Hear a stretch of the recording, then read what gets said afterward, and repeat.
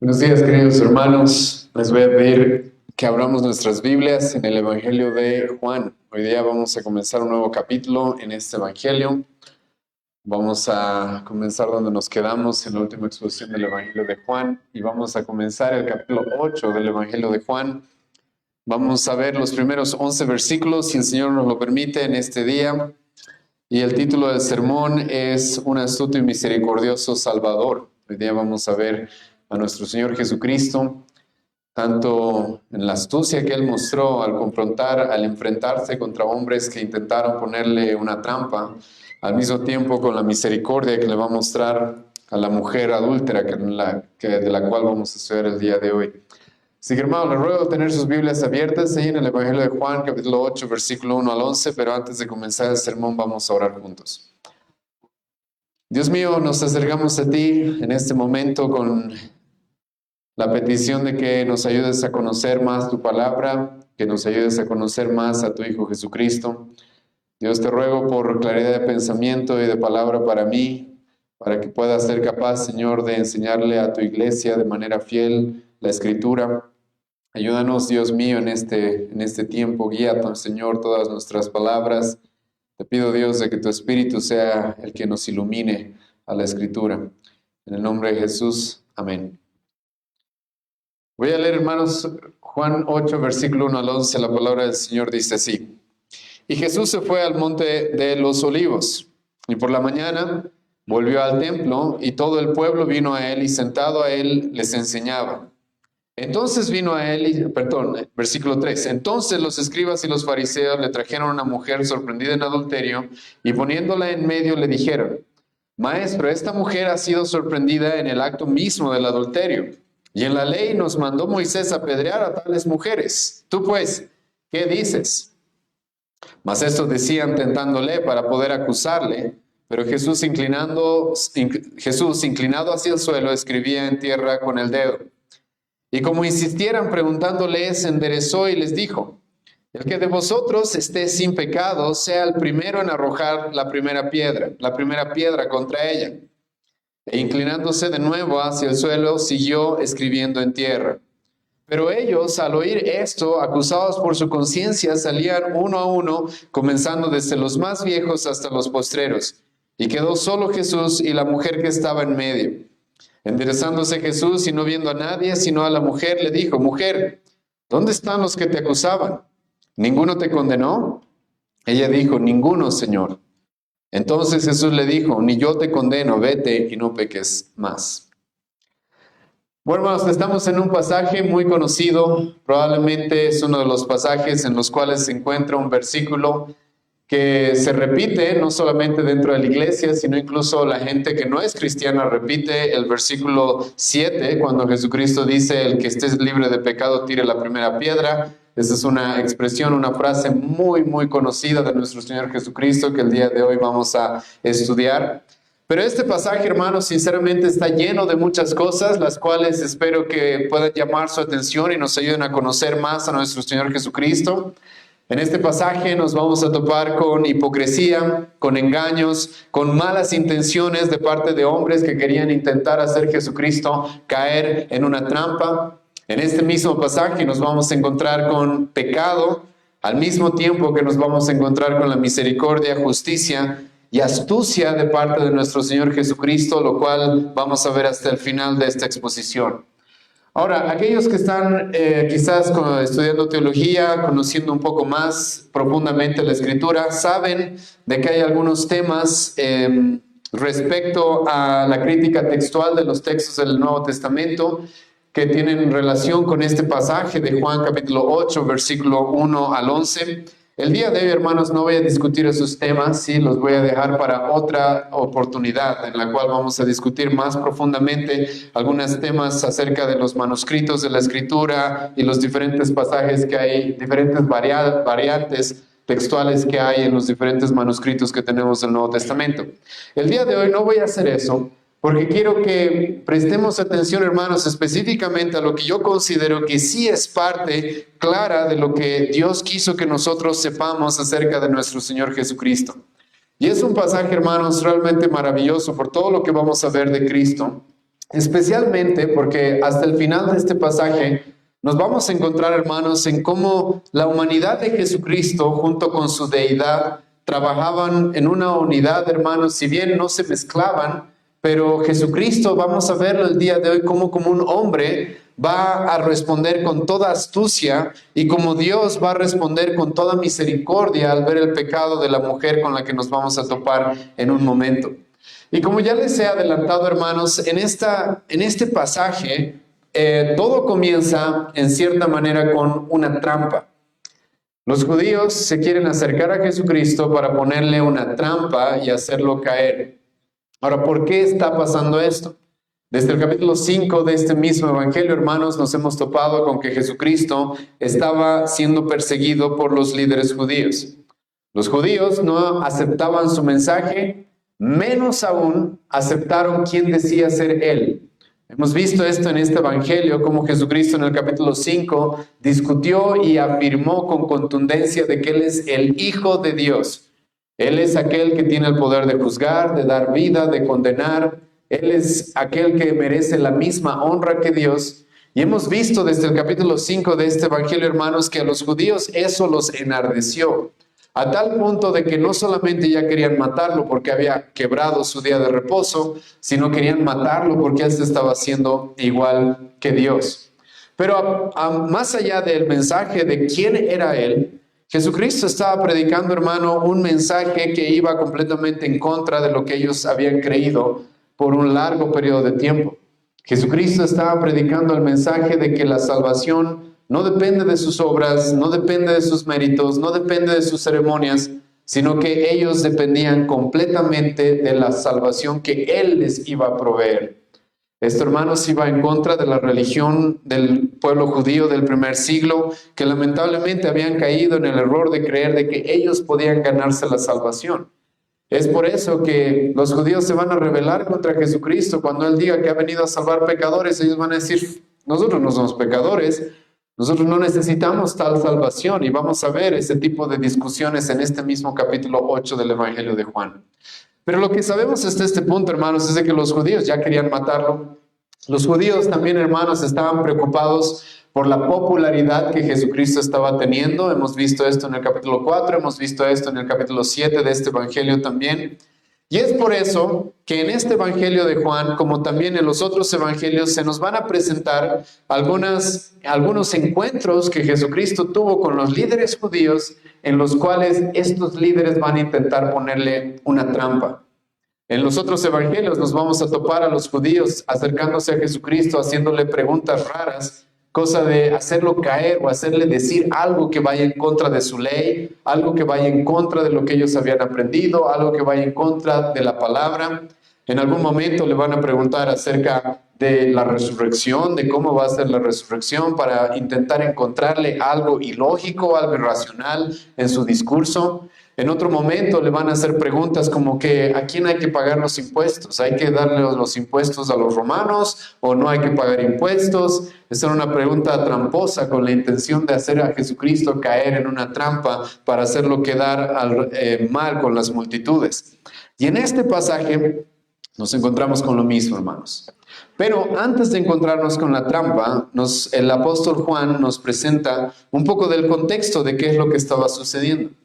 Después, probablemente de lo que hemos visto en el capítulo 7, versículo 45 al 52, después de que Jesucristo predicó en la fiesta de los tabernáculos y los confrontó a los judíos con la necesidad que ellos tenían de su salvación, los judíos, como hemos visto, han entrado en una controversia acerca de quién es Jesucristo, será el Mesías, no será el Mesías, será el profeta esperado, quién será ese hombre.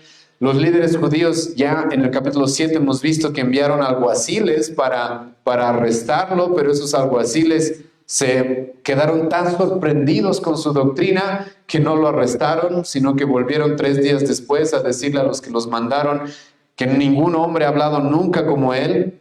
Hemos visto ya una especie de división en el liderazgo judío cuando nos hemos topado con Nicodemo, que un hombre que era un principal entre los judíos se va a animar a defender a Jesucristo, en medio de los líderes hostiles contra el mensaje de nuestro Señor. Y en ese contexto, hermanos, hemos terminado la última sesión del Evangelio de Juan, viendo de que cada uno se fue a su casa, nos dice el versículo 53 del capítulo 7, y el evangelista y el apóstol Juan también nos presenta algunos detalles más. Uno de esos está en el versículo 1, que se nos dice de que Jesucristo se fue al monte de los olivos. ¿Por qué Jesucristo se fue al monte de los olivos? Podemos conjeturar con bastante confianza, sinceramente, de que Él se fue a orar. Algo que vamos a ver en los otros evangelios que Él va a hacer constantemente. Constantemente Él se va a apartar y el monte de los olivos va a ser uno de sus lugares preferidos para orar. Y probablemente Jesucristo estaba haciendo eso, algo que hacía cotidianamente, eso, algo que hacía continuamente. Y por la mañana Jesucristo nos dice aquí el apóstol Juan, continuó su ministerio como Él lo estaba ya haciendo por 2 años y medio. Y esto es importante, hermanos, porque en este pasaje, en esta sección, Jesucristo ya ha pasado 2 años y medio de ministerio. Le quedan aproximadamente unos 6 meses de ministerio antes de ir a la cruz. Y Jesucristo está haciendo lo que Él mismo nos dijo que vino a hacer. Eso nos dijo en Marcos capítulo 1, versículo 38, que Él había venido a predicar. Y es exactamente con lo que nos encontramos en el versículo 2. Y por la mañana volvió al templo y todo el pueblo vino a Él y sentado Él les enseñaba. Aquí, hermanos, vemos varios conflictos por los cuales Jesucristo va a tener problemas con los líderes judíos. Uno, Él está enseñando, hermanos, abiertamente y con valentía en contra de la doctrina de los líderes de su época. Y al mismo tiempo, hermanos, nos encontramos con el hecho de que las multitudes están yendo a escucharlo. Algo que ya hemos visto en anteriores exposiciones de este evangelio, que a los judíos les iba a causar mucha molestia. Incluso en el libro de Hechos ustedes van a encontrar de que uno de los motivos por los cuales los judíos empezaron a perseguir a los apóstoles es por celos. Es por celos. Vamos a avanzar en este mismo evangelio y vamos a ver de que los judíos, cuando vean de que grandes multitudes podían irse con Jesucristo, van a decir, ok, no, ya, listo, ya hay que matarlo de una vez. De una vez tenemos que resolver esto. Porque los líderes obviamente estaban preocupados muchos por el reconocimiento y la reputación que tenían ante su pueblo, algo que Jesucristo estaba poniendo en duda. Y Jesucristo lo que está haciendo es lo que hacía continuamente. Por la mañana volvió al templo, todo el pueblo vino a Él, y ¿qué es lo que hacía? Enseñaba, estaba enseñando. Pero ahora, en el versículo 3, nos topamos con 2 grupos de personas que normalmente cuando escuchas sus nombres o sus títulos te das cuenta de que aquí va a haber problemas. Escucha cómo comienza el versículo 3. Entonces, los escribas y fariseos. Aquí, hermano, normalmente cuando tú te topas con estos 2 grupos de personas, sabes que va a haber conflicto. Porque son de los 2 grupos de personas, junto con los saduceos, los cuales se van a oponer a Jesucristo con más fuerza. Los escribas eran los encargados de la enseñanza dentro del pueblo judío. Los escribas eran aquellos que estaban encargados de copiar los manuscritos, incluso de copiar los diferentes pergaminos que tenían contenida la escritura. También eran aquellos que tenían que enseñar la escritura. Pero ustedes, como ya hemos visto incluso en el capítulo 7, hemos notado de que Jesucristo, hermano, enseñaba como ningún otro hombre en su época. Y te puedo asegurar de que eso le causaba molestia a los escribas. ¿Te acuerdas cómo termina el sermón del monte después de que Jesucristo da este sermón? Literalmente la gente dice, Él enseña como nadie, no como los escribas y los fariseos. Él enseña con autoridad. Entonces, no es, hermano, muy sorprendente de que este grupo de personas estén ahora buscando ponerle una trampa para desacreditarlo en frente de todo el pueblo e incluso quizás tener un motivo para asesinarlo. Entonces nos encontramos ahora con los escribas, pero no solamente con ellos, sino también con los fariseos. La secta de los fariseos, de los hombres más devotos a la religión en aquella época. Hombres los cuales habían hecho un compromiso de guardar toda la ley. Hombres los cuales literalmente confiaban en su capacidad de poder hacer todo lo que Dios requería para ganarse el cielo. Hombres los cuales Jesucristo los va a representar como grandes soberbios y altaneros. Lucas capítulo 18, Jesucristo nos dio la parábola del fariseo y del publicano. ¿Y te acuerdas las palabras del fariseo? Gracias Dios porque yo no soy como esos pecadores. Yo hago. Yo cumplo todas las ceremonias, yo cumplo todo lo que se requiere de mí. Yo no soy como esos pecadores que merecen la muerte y la condenación. Esos eran los fariseos. Personas que también presumían saber mucho. Personas que también presumían conocer muchísimo. Pablo mismo fue uno de ellos. Él nos relata un poco de su antiguo currículum en Filipenses capítulo 3, cuando habla de ser un fariseo y ser irreprensible en la ley. Así es como Pablo se veía cuando él era un fariseo. Y así es como ellos se veían en este pasaje. No es por nada, hermanos, de que en este pasaje la trampa va a tener que ver con lo que dice la ley. Y es interesante esto, porque nos encontramos con los escribas y con los fariseos, y le van a querer venir a poner a Jesucristo una trampa utilizando la ley del Antiguo Testamento, utilizando los escritos de Moisés. Y entonces estos hombres, los escribas y los fariseos, dice que le trajeron a una mujer. Aquí nos encontramos con otro personaje en esta historia. Nos encontramos con una mujer, pero no cualquier mujer, sino una mujer que había sido sorprendida en adulterio. Esta mujer había sido sorprendida en adulterio. Ahora, hermano, aquí ya tú te das cuenta un poco de la corrupción de los líderes judíos de aquella época, ¿sí? Porque encuentran una mujer que ha sido sorprendida en adulterio, lo cual, como vamos a ver en un momento, requería un castigo muy, muy severo. Pero estos hombres la van a utilizar, ¿sí? No tienen la mínima preocupación por ella, no tienen ni el mínimo cargo de conciencia o algún sentimiento de misericordia hacia ella, ¿sí? Sino que van a estar dispuestos a utilizarla para cumplir sus deseos egoístas y sus deseos maliciosos contra nuestro Señor Jesucristo. Y hermano, la falsa religión normalmente hace eso. La falsa religión normalmente esto es lo que hace. No mostrar ni misericordia ni amor al pecador en ningún sentido, sino utilizarlos incluso para cumplir sus propósitos. Y estos fariseos y estos escribas, es esto lo que van a hacer. Esta mujer adúltera, a la cual deberían haber tratado de una manera distinta, a esta mujer adúltera que si bien ellos conocían la ley, pero si hubieran reconocido el mensaje de nuestro Señor Jesucristo, hubieran sabido de que había esperanza para ella. A esta mujer adúltera la van a más bien utilizar para intentar matar o poner una trampa a nuestro Señor Jesucristo. Y entonces la traen a esta mujer que había sido sorprendida en adulterio y no les interesa en lo más mínimo su reputación, no les interesa en lo más mínimo lo que le suceda a esta mujer, porque dice que la ponen en medio. Ahora, ¿en medio de quiénes? En medio de los escribas, en medio de los fariseos, Jesucristo. Y como hemos visto en el versículo 2, había multitudes, hermano, en este lugar. Había multitudes las cuales habían venido a escuchar a Jesucristo enseñar. Y estos hombres traen a esta mujer, la ponen en medio de todos y ahora van a referirse a Jesucristo de manera directa y escucha lo que le van a decir, versículo 4. Y le dijeron, maestro. Ahora, hermano, aquí está la hipocresía, ¿sí? Porque ellos realmente no estaban reconociendo a Jesucristo como un maestro. Aquí ellos no vienen, hermano, con la intención de, sabes, te hemos reconocido como alguien que tienes un conocimiento superior a nosotros y queremos que nos enseñes. No, ellos no están reconociendo a Jesucristo así, pero lo están tratando con ese tipo de respeto.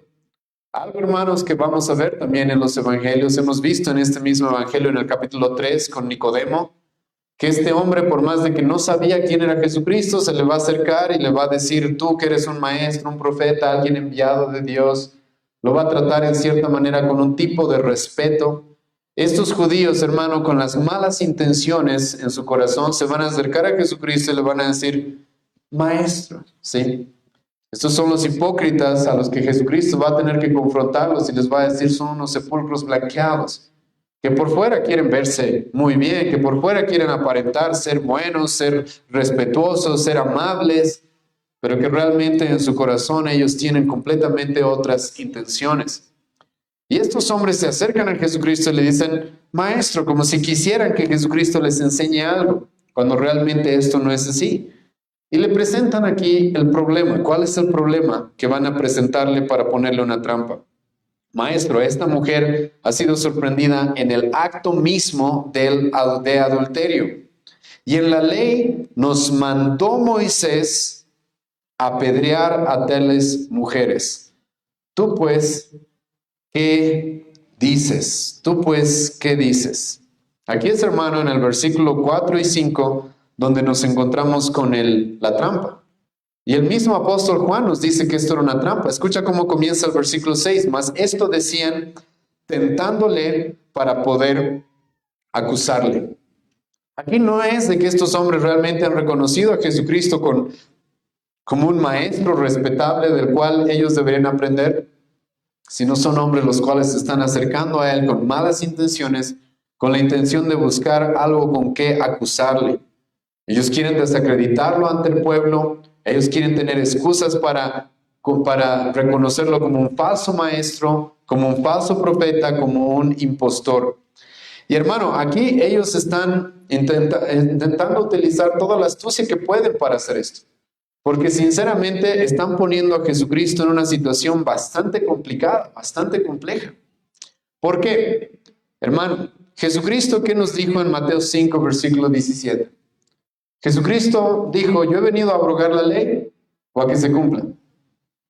Jesucristo va a decir, hermano, y lo dijo públicamente, yo no he venido a quebrar la ley, yo no he venido a que se abrogue la ley, yo he venido más bien a que la ley se cumpla.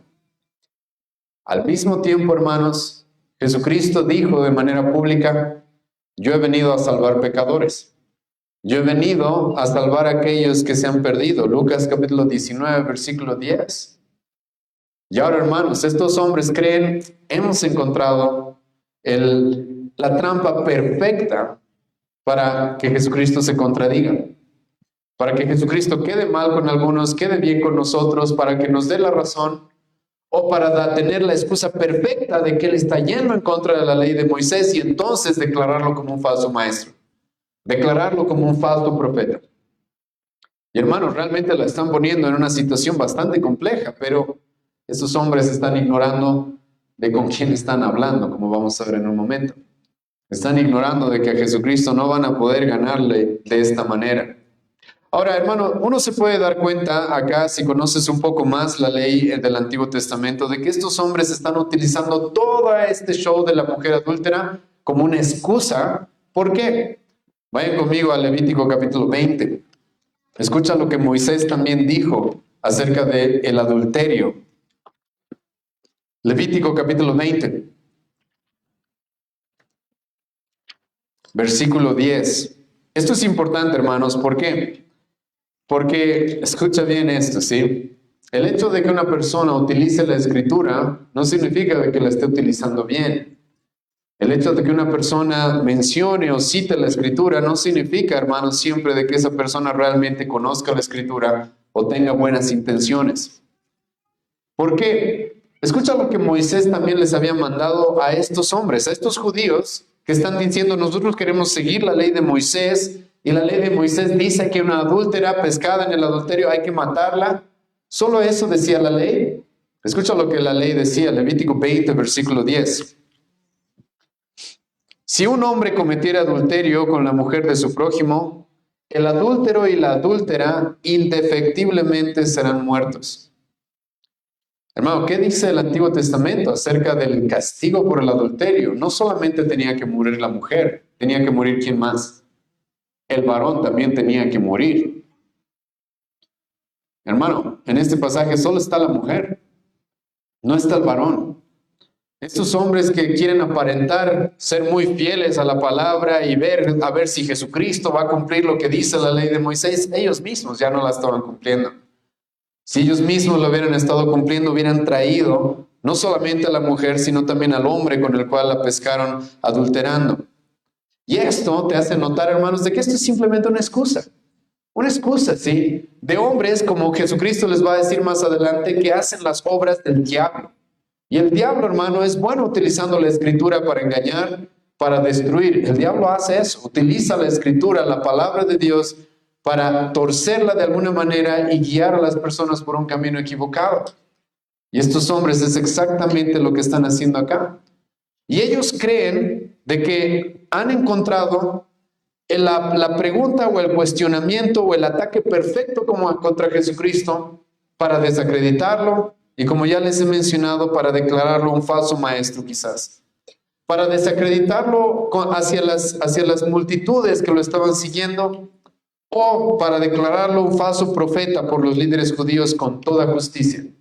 ¿Por qué? Como ya les he mencionado, estos hombres saben que Jesucristo dijo que Él no vino a quebrar la ley. Entonces, Moisés dice que tenemos que apedrear a esta adúltera. A pesar de que Moisés decía que había que apedrear a la adúltera y al adúltero también. Pero Moisés dice que hay que apedrear a esta adúltera. ¿Vamos a cumplir eso o no vamos a cumplir? Si Jesucristo decía que no, lo podían acusar como alguien que estaba contradiciendo la Escritura, alguien que estaba yendo en contra de Dios mismo. Porque ¿quién es el que le dio la ley a Moisés? Dios le dio la ley a Moisés. Entonces hubieran tenido todo el derecho de acusarlo. Ahora, pero Jesucristo también dijo, yo soy amigo de pecadores. Yo he venido a salvar a los pecadores. Por eso es que Él se juntaba con prostitutas, con publicanos. Y les ofrecía la salvación en el Evangelio. Y ahora Jesucristo levanta su mano y apedrea a una adúltera, entonces ellos hubieran tenido la excusa perfecta para acusarlo hacia las multitudes y decirles, ahí está, Él es el que los va a salvar. Él es el que realmente quiere salvar pecadores. Acaba de apedrear a una adúltera. Entonces, como les acabo de mencionar, hermanos, ellos creen que han encontrado el argumento perfecto para hacer caer a nuestro Señor Jesucristo. Y este pasaje, hermano, gira alrededor de esto, gira alrededor de la trampa que le están poniendo a nuestro Señor Jesucristo. Ahora, ¿cuál va a ser la respuesta de nuestro Señor? Escucha el versículo 6. Jesucristo va a actuar con bastante calma, ¿sí? Bastante calma, tranquilidad, y eso tú lo encuentras en el versículo 6. Mas esto decían tentándole para poder acusarle. Hermano, ¿tú crees que Jesucristo no sabía eso? Sabía cuáles eran las intenciones de estos hombres. Juan capítulo 2 nos dice que Jesucristo conocía el corazón de los hombres sin que nadie le dijese nada. Entonces Jesucristo sabe cuáles son sus intenciones, pero ¿cómo va a reaccionar contra ellos? Jesús dice, versículo 6, inclinado hacia el cielo, escribía en tierra con el dedo. Hermano, Jesucristo va a reaccionar con mucha calma. No va a actuar de la misma forma que ellos están actuando. Ellos, tú te puedes imaginar, están haciendo un escándalo. Han traído a rastras a una adúltera, la han puesto en medio de la multitud, en medio de Jesucristo, hay escribas, hay fariseos. Aquí tenemos que matar a alguien. Hermano, tú puedes imaginarte, aquí está sucediendo un escándalo, ¿sí? Pero Jesucristo no va a seguir el ritmo de las cosas que ellos quieren que tenga. Jesucristo, como dice Proverbios, no le va a responder a los necios en su necedad, sino que les va a responder como se merecen que se les responda. Y no va a actuar de la misma forma que ellos, no va a actuar de la misma forma que ellos. ¿Y qué es lo que Jesucristo va a hacer? Versículo 6 nos presenta un relato un poco complicado, porque nos dice que Jesucristo se inclinó hacia el suelo y escribía en tierra con el dedo. ¿Qué es lo que estaba escribiendo Jesucristo? En un momento vamos a intentar descifrar en cierta manera qué es lo que pudo haber estado escribiendo. Pero creo, hermano, que la postura de Jesucristo es importante. ¿Por qué?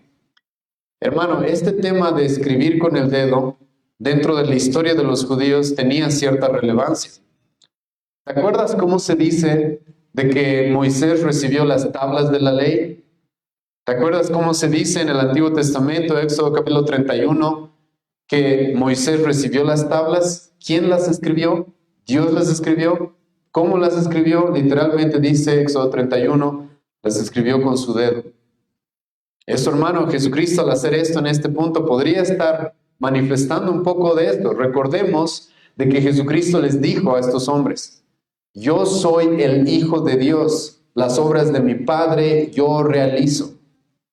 Ahora, hemos leído también, hermanos, antes de esta exposición, Daniel capítulo 5, donde dentro de la historia de los judíos en el Antiguo Testamento nos encontramos con el momento en el cual Dios va a declarar culpable al rey Belsasar. ¿Y cómo lo va a hacer? El rey Belsasar está en una fiesta, haciendo sacrilegio contra los instrumentos del templo que él había robado, ¿sí? Las copas de oro del templo que él había robado. Y entonces Dios, a través de un dedo que aparece en una pared, le escribe un mensaje de juicio. Un mensaje de juicio en el cual a ese rey se le promete de que va a perder el reino que él había tomado, que él había adquirido, por su padre, y que iba a ser juzgado por Dios, e inmediatamente esa noche es juzgado por Dios. Entonces, hermano, por si acaso esta postura de Jesucristo de estar escribiendo con un dedo, quizás para nosotros no tiene mucha relevancia, pero para los judíos muy probablemente les hubiera traído a la memoria estas dos historias, estos dos momentos. El momento en el que Dios les reveló la ley a través de Moisés. El momento en el que Dios le declaró el juicio a Belsasar por sus pecados. Eso a un judío, hermano, sobre todo a un escriba, a un fariseo, le hubiera traído a la mente de que esto es una obra de Dios, que Dios aquí les está a punto de revelar algo.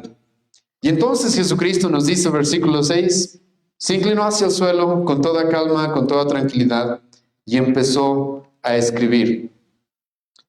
No les respondió apresurado, no les respondió apurado, como quizás ellos querían que pase. Normalmente la gente que te quiere poner una trampa quiere hacer eso, no quiere apurarte, ¿sí? ¿Para qué? Para que te equivoques. Jesucristo no va a seguir su ritmo, no va a seguir su juego, va a inclinarse, va a empezar a escribir en el suelo. Y en el versículo 7 encontramos la impaciencia de estos hombres, porque nos dice, versículo 7, y como insistían en preguntarle, estos hombres están ahora insistiendo, queremos una respuesta ya. No queremos dejarte pensarlo, no queremos dejarte solucionar el problema, no, responde ya, tienes que respondernos inmediatamente. Como ya lo he mencionado, esa es una característica muchas veces de aquellos que te quieren poner una trampa. No quieren dejarte pensar, no quieren dejarte razonar, sino quieren una respuesta inmediata. Porque saben de que si dejan un poco pasar el tiempo, entonces probablemente sus argumentos van a caer. Y es aquí donde Jesucristo les va a mencionar una de las frases más repetidas, tanto por creyentes como por incrédulos probablemente. Es una frase que, como he mencionado al principio de esta exposición, la escuchas hasta de políticos, ¿sí? De políticos incrédulos. El que esté libre de pecado, escucha lo que dice, que arroje la primera piedra. El que esté libre de pecado, el que esté sin pecado, sea el primero en arrojar la piedra contra ella. Ahora, hermanos, voy a explicar por qué Jesucristo está utilizando esta frase. Voy a explicar en un momento cuáles son las posibles cosas que Jesucristo podría haber estado escribiendo en el piso. En un momento vamos a ver esto.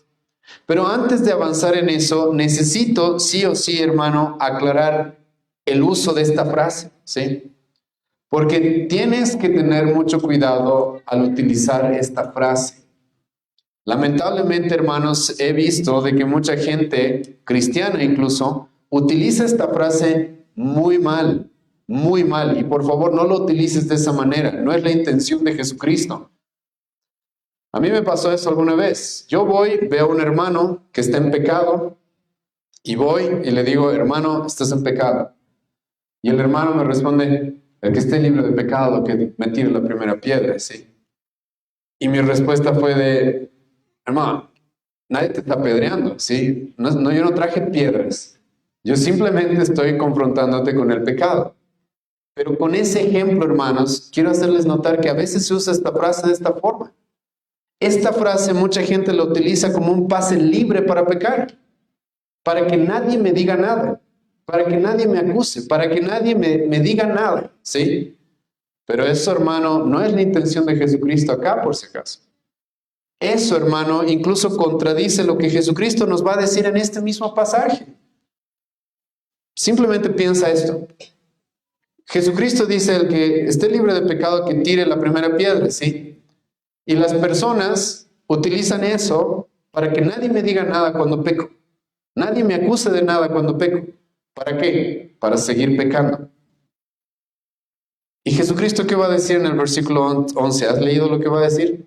¿Qué le va a decir a la mujer adúltera? No peques más, le va a decir a la mujer adúltera. ¿Tú te imaginas, hermano, que Jesucristo tenía la intención de que ahora esta mujer adúltera siga adulterando y cada vez que alguien la acuse diga, cuidado, el que esté libre de pecado que me tire la primera piedra. ¿Tú crees que esa era la intención de Jesucristo? No era la intención de Jesucristo. Entonces, por favor, hermano, ten mucho cuidado cuando utilices esta frase. Porque si utilizas esta frase simplemente cuando un hermano viene a confrontarte tu pecado, estás malinterpretando la Escritura. Jesucristo, hermano, nos dijo que cuando vemos a un hermano pecar, ¿qué tenemos que hacer?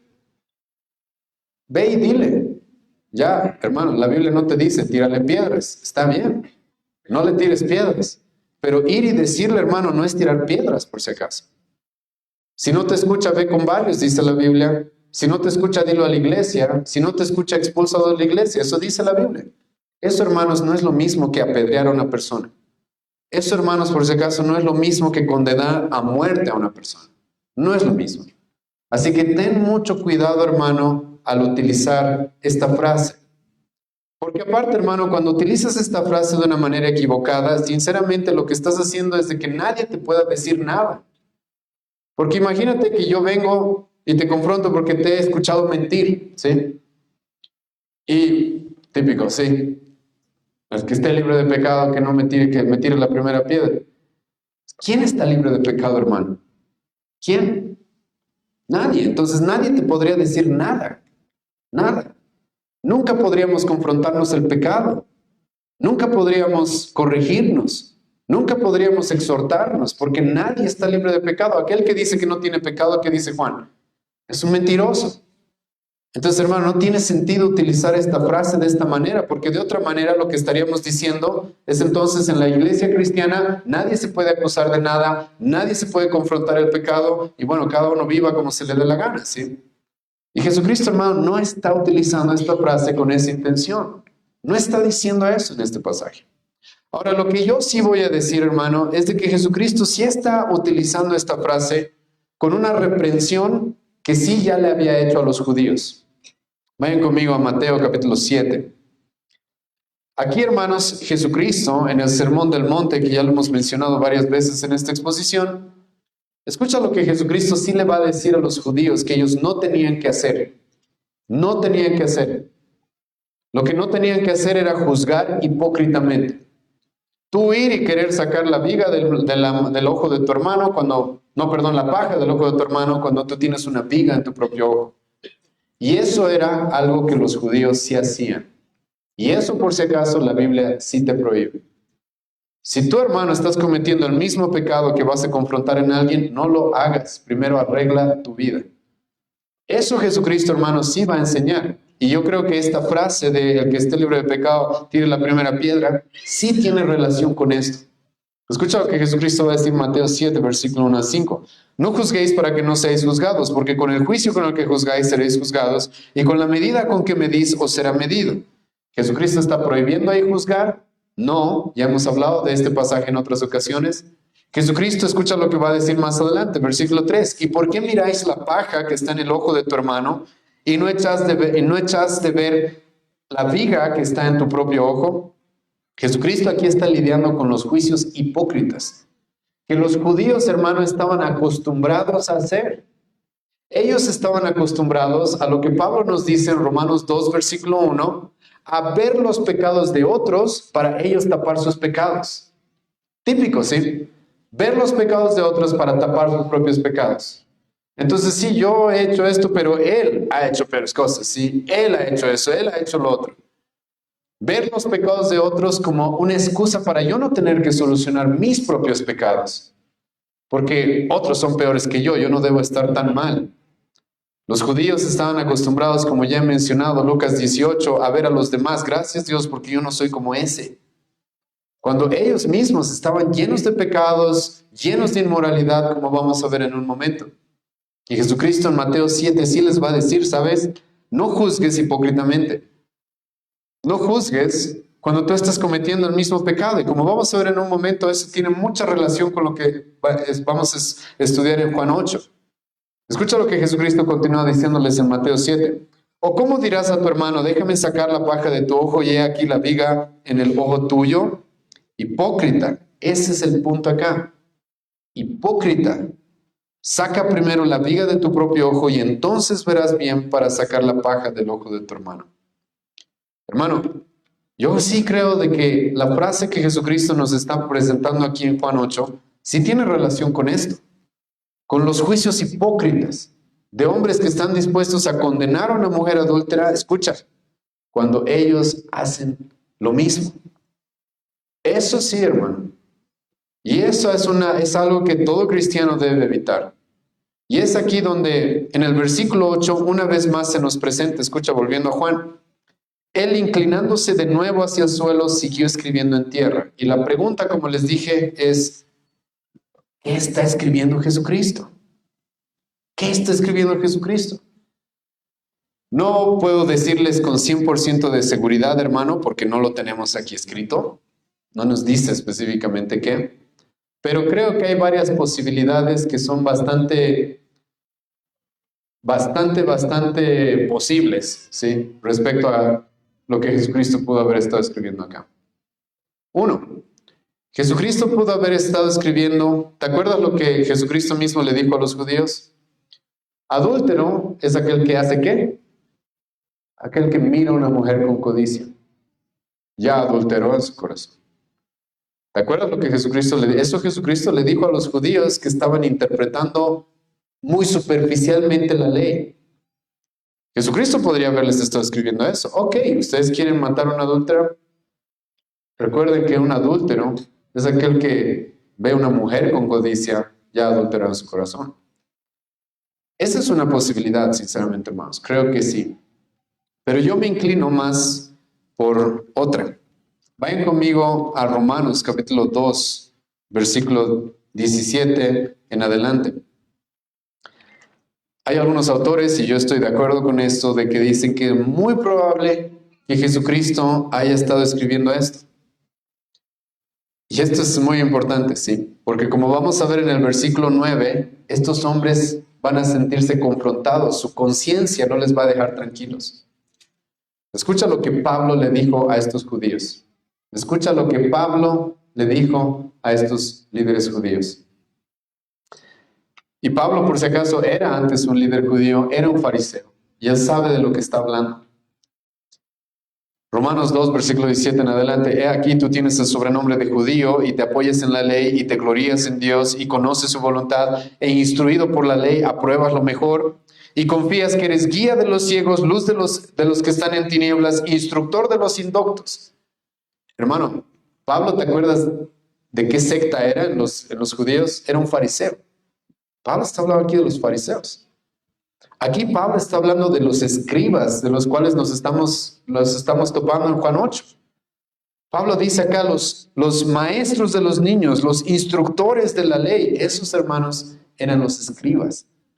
Y Pablo, como te menciono, él conoce lo que está diciendo de primera mano porque él era parte de su grupo antes de ser cristiano. Y ahora escucha lo que Pablo les va a decir, versículo 21. ¿Tú pues que enseñas a otro no te enseñas a ti mismo? ¿Tú que predicas que no se ha de hurtar, hurtas? Escucha versículo 22. Escucha bien esto. ¿Tú que dices que no se ha de adulterar, adulteras?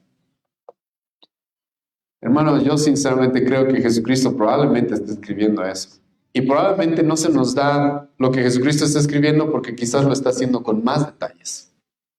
Con más detalles. Porque acá simplemente Pablo le dice a los judíos, ¿sabes? Tú predicas que no hay que adulterar, pero tú sabes que eres un adúltero. Y Pablo, hermano, aquí no está hablando por si acaso de que estos hombres habían mirado a una mujer con codicia, no. Pablo sabe de que estos hombres también caían en ese mismo pecado. Y como en las falsas religiones hasta nuestra época, esos pecados se tapaban, se cubrían, cuando eres parte del liderazgo, cuando eres parte de estás en una posición alta, entonces se intentaban tapar. Pablo sabe que eso pasaba. Y muy probable, hermanos, que Jesucristo en Juan capítulo 8 les está escribiendo probablemente algo muy parecido a lo que Pablo les dice en Romanos 2. Y los está exponiendo. Y les está probablemente escribiendo más detalles todavía. No solamente les está diciendo a ustedes que dicen que no se adulteran, sino probablemente Jesucristo hasta les podría haber estado escribiendo con quienes han adulterado. Jesucristo podría haber estado poniendo nombre y apellido, o él no conocía los secretos de los hombres. Hermano, es por eso que estos hombres en el versículo 9 van a decir, van a sentirse acusados con su conciencia. Y esto, hermano, es muy fuerte, ¿sí? Porque Jesucristo es como si les estuviera diciendo esto. Y esto me gusta mucho de Jesucristo, porque era realmente, en este pasaje yo encuentro lo que hemos visto en el capítulo 7. Ningún hombre ha hablado como él, ¿sí? Porque estos hombres se acercan con esta mujer adúltera y dicen, ok, hay que apedrearla. Eso dice la ley de Moisés. Y Jesucristo es como si les dijera, vamos a empezar a matar adúlteros. Ok, comencemos. Comencemos. Ustedes también son adúlteros. Comencemos. Vamos a matar a esta mujer adúltera. Yo conozco con quién has adulterado. A ti también va a haber que apedrearte después de ella. Y así probablemente, hermanos, a todos los que le estaban rodeando, porque él conocía sus secretos. Y puedes, hermano, tú notar aquí la astucia de Jesucristo y su denuedo y su valor y cómo Jesucristo lidiaba con esos problemas, porque no los va a lidiar como ellos quieren que lidie. Jesucristo está escribiendo en la tierra y como dije, es lo más probable que Jesucristo les está confrontando con los adulterios que ellos han cometido y que Él, siendo Dios, conoce. Y entonces, ¿vamos a matar adúlteras? Ok, empecemos a matarlos, pero ustedes también van a morir hoy día. Ustedes también hoy día van a morir. Y es por eso que escucha el versículo 9 la reacción de estos acusadores. Pero ellos, al oír esto, acusados por su conciencia, salían uno a uno, comenzando desde los más viejos hasta los postreros. No pudieron, y esta gente debió haber sabido mejor, ¿sí?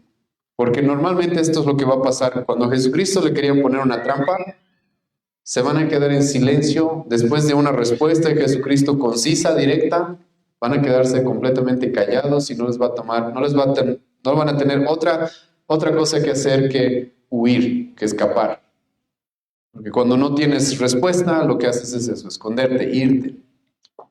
Y Jesucristo acá los confronta y probablemente los expone con su maldad, como Jesucristo ya les había dicho en Mateo capítulo 12, ustedes son una nación adúltera. Él conocía quiénes eran. Y estos hombres entonces, confrontados y acusados por su conciencia, sabiendo de que si iban a matar a esa mujer adúltera, entonces ellos también probablemente iban a tener que morir. Entonces ahora ya no nos conviene, pues. Ya no nos conviene, ¿no? Y ahí te das cuenta, hermano, la hipocresía de estos hombres. Estos hombres realmente no estaban preocupados porque la ley de Moisés se cumpla. No estaban preocupados por eso. Ellos estaban preocupados por ponerle una trampa a nuestro Señor Jesucristo. Ellos no tenían ninguna preocupación porque realmente seamos fieles a la palabra de Dios. No. Ellos simplemente estaban utilizando la palabra de Dios como una excusa para cumplir sus propios deseos egoístas, para cumplir las propias intenciones maliciosas que tenían contra nuestro Señor Jesucristo. Y entonces, Jesucristo, al confrontarlos de esta manera, sin decir incluso casi ninguna palabra, solamente les dijo esto de que el que esté sin pecado tire la primera piedra, y les escribió en la tierra lo que hemos visto que posiblemente escribió. Entonces estos hombres se fueron, uno a uno, desde el más viejo hasta el más joven, uno a uno se fueron, y entonces ahora Jesucristo se quedó solo con la mujer adúltera. Y ahora, hermanos, en el versículo 10 y 11 nos encontramos con la misericordia de nuestro Señor Jesucristo. ¿Por qué la misericordia? Hermanos, estos dos versículos realmente son, espero poder explicárselos de tal forma que ustedes los comprendan. ¿Sí? Jesucristo, hermano, como Dios, ¿sabía que esta mujer había cometido pecado? ¿Sí o no? Y me acuerdo cuando tuvimos un estudio de este pasaje, un hermano me hizo esa pregunta. Y me dijo, pastor, a ver un momento, está bien, ya esos hombres judíos ya se fueron, no estuvieron dispuestos a apedrearla, está bien. ¿Pero acaso Jesús no sabía su pecado? ¿Conocía o no conocía su pecado? Ahora escucha, Jesucristo, conociendo su pecado, ¿él tenía que apedrearla? ¿Eso es lo que la ley de Moisés manda o no? ¿Que los adúlteros sean apedreados? Eso es lo que la ley manda, hermano. Entonces, ¿Jesucristo tenía que apedrearlo o no tenía que apedrearle? Porque él conocía su pecado. como humano, como ser humano, hermano, Jesucristo, para cumplir la ley que Él dijo que no va a abrogar, ¿tenía que apedrear a esta mujer? La respuesta, hermano, es que como hombre no podía apedrearla. ¿Sabes por qué? Escucha lo que Jesucristo le va a preguntar en el versículo 10. Son preguntas muy, muy inteligentes. Escucha lo que Jesucristo le va a decir. Enderezándose Jesús y no viendo a nadie, sino a la mujer, le dijo, mujer, ¿dónde, escucha bien estas preguntas, ¿dónde están los que te acusaban? Escucha la siguiente pregunta. ¿Ninguno te condenó? Escucha la respuesta de la mujer, versículo 11. Ella dijo, ninguno, Señor. Ahora, para que entiendan lo que está pasando acá, hermano, necesito que vayan conmigo al Antiguo Testamento. Vayan conmigo a Deuteronomio, capítulo 17. Porque, hermano, Jesucristo aquí está siendo sumamente astuto. Porque no va a quebrar en la ley. Él dijo, yo no voy a quebrar la ley, yo he venido a que se cumpla. Yo he venido a que se cumpla. Y escucha lo que la ley decía, Deuteronomio capítulo 17, versículos 6 al 7. Escucha lo que dice. Por dicho de 2 o de 3 testigos, morirá el que hubiere de morir. No morirá por el dicho de un solo testigo. La mano de 2 testigos caerá primero sobre él para matarlo, y después la mano de todo el pueblo, así quitarás el mal del medio de ti. ¿Cuántos testigos dice la Biblia que se necesitaban para condenar a alguien a muerte? 2, ¿verdad? Ok. Escucha lo que dice Deuteronomio 19, versículo 15.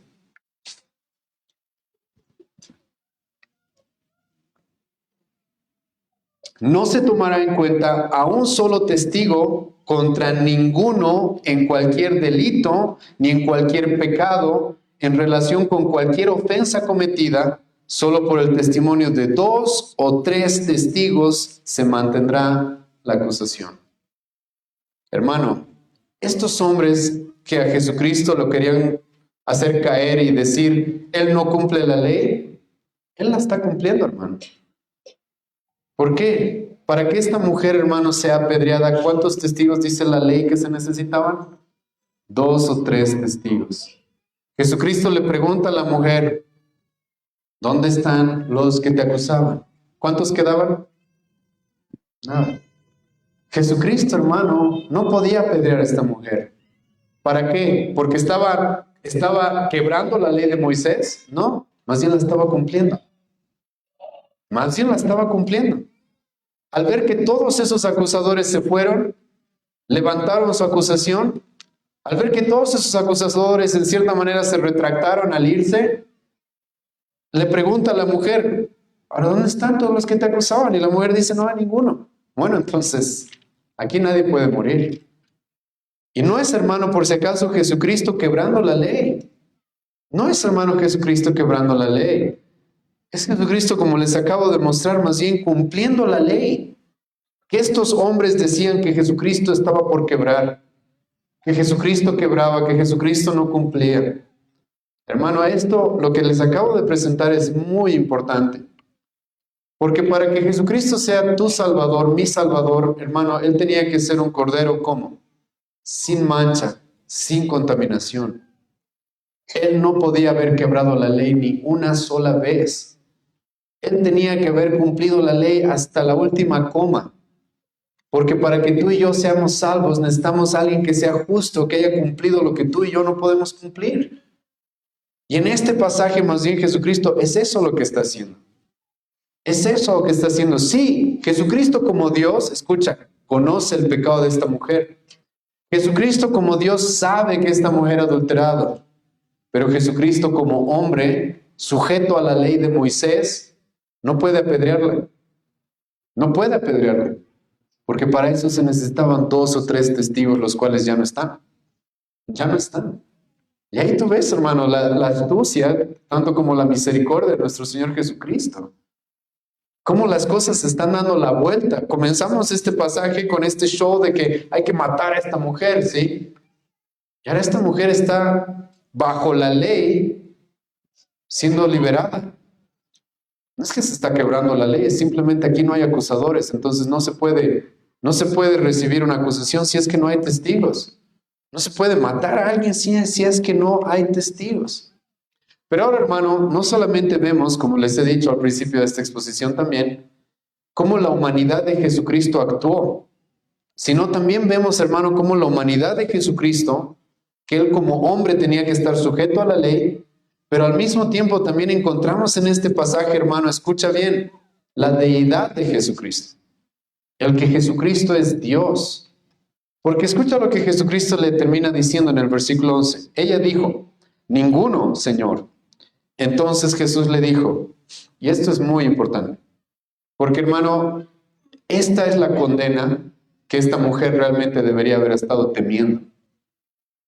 Lo que a esta mujer realmente le debería haber estado dando temor, pavor, es esta condena que ella debería haber recibido. ¿Te acuerdas lo que Jesucristo dijo en Juan 5? Cuando Él dijo, yo soy Dios. Él dijo, todo juicio me ha dado a mí el Padre. Yo soy el juez de este universo. Yo soy el que voy a condenar a los que yo quiera condenar. Hemos visto eso en Juan 5. Y hermano, ahora esta mujer está recibiendo el perdón de sus pecados, la absolución de su condena de parte del juez del universo, aquel hombre que es Dios mismo hecho carne. Y Jesucristo, hermano, le dice, ni yo te condeno. Y hermano, eso era lo más importante. Porque el que los judíos la apedrearan, hermano, no era la verdadera condena que esta mujer merecía. No era la única condena, no era la condena completa que esta mujer merecía. La paga del pecado, ¿qué es? Muerte. ¿Qué muerte? La muerte segunda de Apocalipsis, donde Dios va a pagar y va a condenar y va a castigar cada uno de los pecados eternamente. Y ahora, hermano, Jesucristo como hombre, como dije, Él no la va a apedrear porque Él tiene que cumplir la ley. Pero ahora Jesucristo, escucha, como Dios, Él puede otorgarle a esta mujer algo que los hombres no pueden. Y es la absolución de sus pecados. Y es eso lo que está pasando acá, hermano. Jesucristo no le está diciendo simplemente, yo no te voy a apedrear. Jesucristo, hermano, le está diciendo, no hay más condenación para ti. ¿Te acuerdas el apóstol Pablo, Romanos 8, versículo 1? Aquel que está en Cristo Jesús, ¿qué dice? No hay más condenación para él. Y a esta mujer, hermano, se le está ofreciendo este perdón de los pecados, algo que solamente Dios puede hacer. Jesucristo ya hizo algo parecido en otros pasajes en los evangelios. Hemos estudiado el evangelio de Lucas, capítulo 5, donde Jesucristo, no sé si te acuerdas, cuando le bajaron un paralítico del techo, Jesucristo vio a ese paralítico y ¿qué le dijo? Tus pecados son perdonados. Y los judíos van a decir, ¿qué le pasa a este hombre? Solamente Dios puede perdonar pecados. Y sí, tienen toda la razón. Solo Dios puede perdonar pecados. Y eso es lo que Dios estaba dispuesto a hacer, porque Cristo es Dios. Y creo, hermano, que este pasaje, como dije, es muy importante, incluso que esté en el Evangelio de Juan. Porque en el Evangelio de Juan, Juan nos quiere mostrar estas dos cosas. Cómo Jesucristo como hombre cumplió toda la ley, fue un hombre de verdad, de carne y hueso como tú y yo, pero Él también es Dios. Y como Dios, hermano, Él tiene el derecho de otorgar el perdón de los pecados al que Él quiera.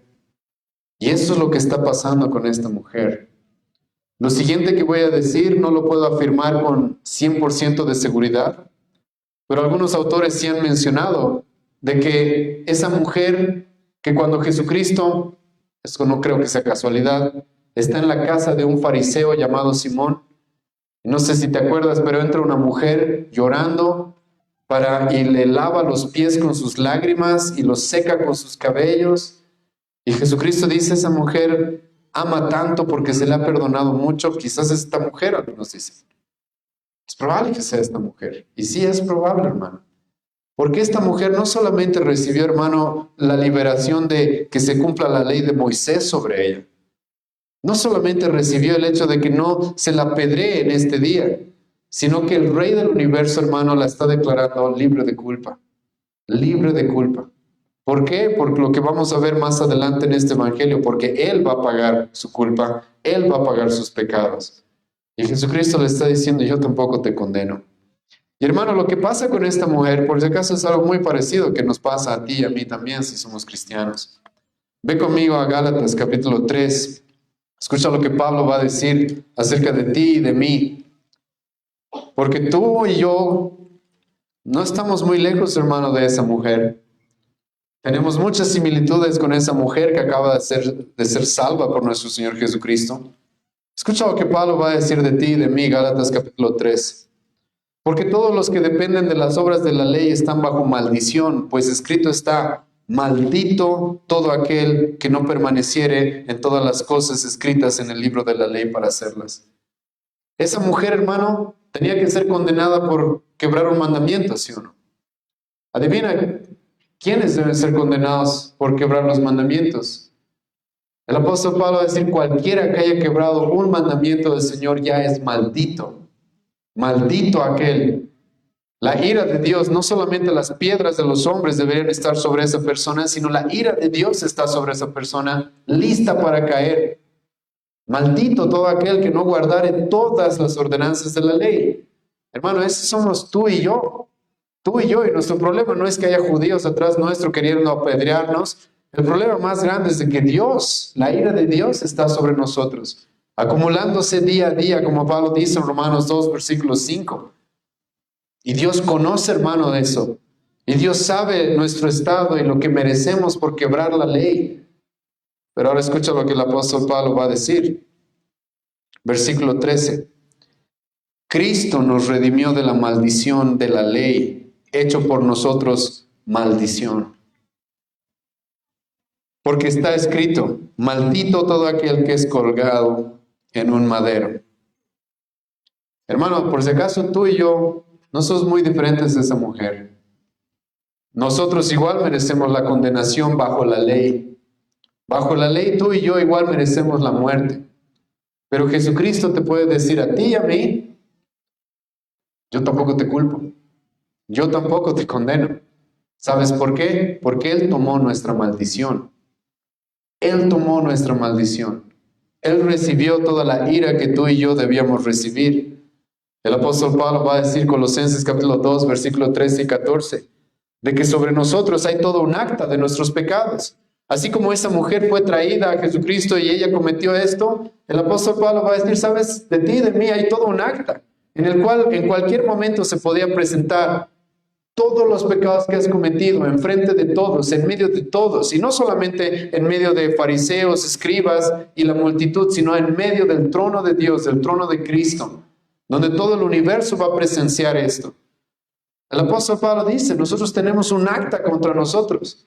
Todos los pecados que hemos cometido están siendo registrados como una prueba de que lo único que merecemos es ser malditos. Pero esa acta, dice Pablo, Colosenses 2:14, fue clavada en la cruz para que, hermano, tú y yo podamos escuchar las mismas palabras que Jesucristo le dice aquí a esta mujer: yo no te condeno, no te condeno. Hermano, no somos muy diferentes de esta mujer, recibimos la misma salvación que ella ha recibido. Ahora, antes de terminar, hay un detalle, hermano, muy importante en este versículo 11. ¿Cuál es el detalle? Escucha el orden de las cosas. El orden, hermano, de las cosas es muy importante en la Biblia. Escucha lo que dice el versículo 11. Ella dijo: ninguno, Señor. Entonces Jesús le dijo: ni yo te condeno. Y ahora escucha lo que continúa diciéndole: vete y no peques más. Hermano, este es el orden de las cosas. Jesucristo no le dice: no peques más para no ser condenada. Jesucristo, hermano, le dice: ya no eres condenada. Ya está perdonado todo. Ya está todo cubierto. Ahora, no peques más. Hermano, ¿por qué eso es importante? Porque esa es la diferencia que tenemos, siempre lo digo, con todas las demás religiones, hermano. Todas las demás religiones te dicen: no quieres ser condenado, deja de pecar. Empieza a hacer lo que tienes que hacer. Empieza a cumplir estas normas, estas ceremonias, empieza a hacer, y ojalá no seas condenado. Hermano, nuestra religión es la única que dice completamente lo opuesto. Nosotros decimos: Cristo te declara justo, Él ya no te condena, te libra de la condenación. Y ahora recién Cristo te dice, no peques más.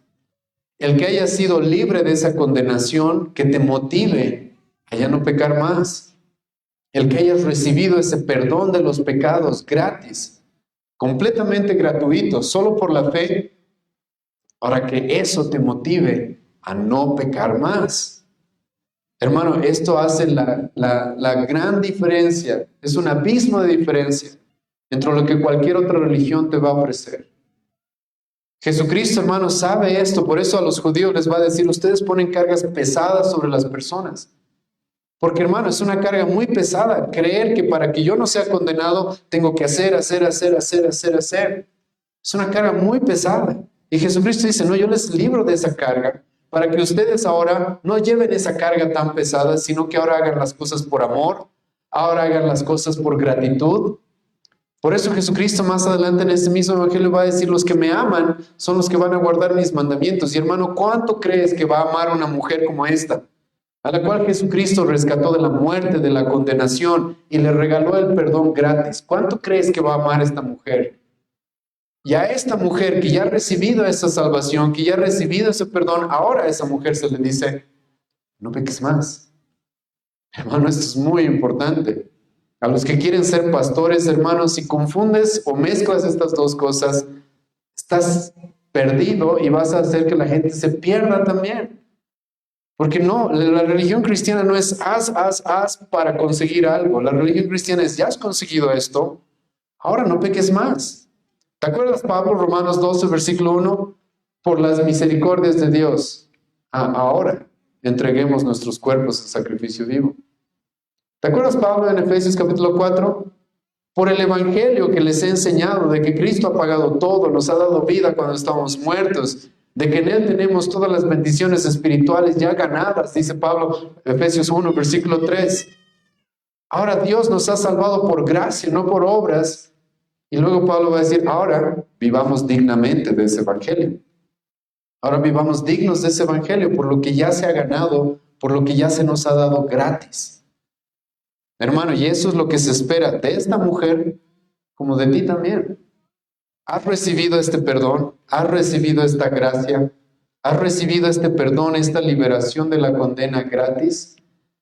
Hermano, que eso te motive a no pecar más, a ya no pecar más, a darte la vuelta del camino que estabas yendo y caminar por un camino completamente distinto, por gratitud al Señor que no te condena, por gratitud a aquel juez que debería condenarte, porque el único que realmente podía condenar a esta mujer era Jesucristo.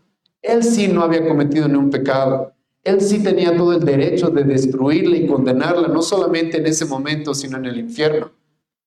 Y a esa mujer Jesucristo dice, no te condeno más y ahora no peques más. No peques más. Cambia ese estilo de vida. Que la salvación que yo te he provisto, eso sea lo que te guíe a vivir ahora de una manera distinta. Y hermanos, Jesucristo en este pasaje, ese es el orden que nos presenta. Esa es la salvación que nosotros proclamamos. Y esas son las evidencias y eso es lo que nosotros creemos que debería darse como fruto en aquellos que verdaderamente han encontrado el perdón de la condenación. Vamos a orar, ¿sí? Señor, te agradezco esta mañana, te agradezco, Dios mío, este tiempo que nos has dado de poder estudiar este pasaje. Señor, hay tantas cosas que podemos aprender de tu palabra y te ruego haber podido ver, aunque sea la superficie, Señor, de lo que este pasaje podría enseñarnos. Ayúdanos, Dios mío, a apreciar a nuestro Señor Jesucristo como aquel hombre en el cual toda la sabiduría, Señor, más grande que la que Salomón tenía, realmente se manifestó en este mundo. Algo que aquí vemos, Señor, tan claro, en cómo Él lidió con las amenazas, las trampas de estos líderes que querían desprestigiarlo, que querían buscar excusas para matarlo.